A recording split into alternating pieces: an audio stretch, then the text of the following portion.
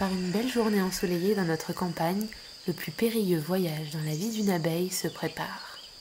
Les abeilles se gorgent de miel en guise de bagage, et vers 15 heures, c'est le grand envol, l'essaimage, le début d'une nouvelle aventure pour des dizaines de milliers d'abeilles qui quittent la sécurité de la ruche en quête de plus d'espace pour développer une nouvelle colonie. Elles partent toutes ensemble, entourant la reine, guidées par ses phéromones, volent au-dessus de la forêt dans un bourdonnement bruyant qui attire mon attention. Je décide de le suivre pour trouver où il se pose. Soudain, l'essaim s'arrête sur une branche afin d'évaluer les possibilités d'un nouveau logis. Après que la grappe se soit formée, les éclaireuses partent à la recherche d'une cavité idéale. Chacune revient présenter sa trouvaille au reste de la colonie, d'autres vont à leur tour examiner le lieu exploré par la première éclaireuse. S'il plaît au plus grand nombre, c'est cette cavité qui sera choisie.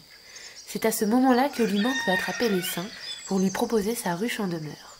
Lorsque l'essaim est juste posé, les abeilles n'ont aucune agressivité, comme si elles nous offraient la possibilité de les charmer sans encombre. Ce n'est que lorsque les premières alvéoles sont construites et que la reine a commencé à pondre que naît en elle une volonté impériale de défendre coûte que coûte la génération future, et qu'il devient plus compliqué pour l'apiculteur de l'approcher. Nous l'avons eu. Nous attendons la nuit afin de déplacer la ruche à son endroit définitif.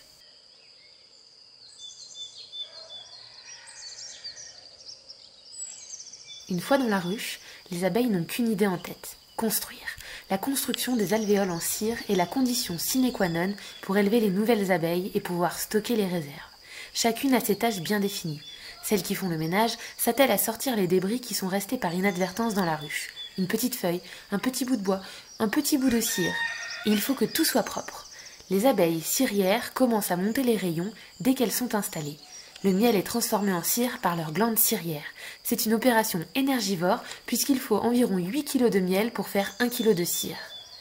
Les miennes auront beaucoup à faire car je n'ai mis que des amorces pour leur permettre de gérer à leur guise la taille parfaite de leur hexagone.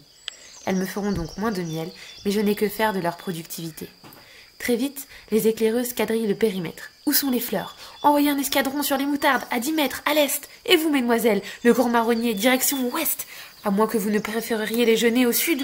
N'oubliez pas d'aller à l'assaut de ces pavots de Californie. Les gardiennes veillent au grain et contrôlent les atterrissages devant l'entrée de la ruche.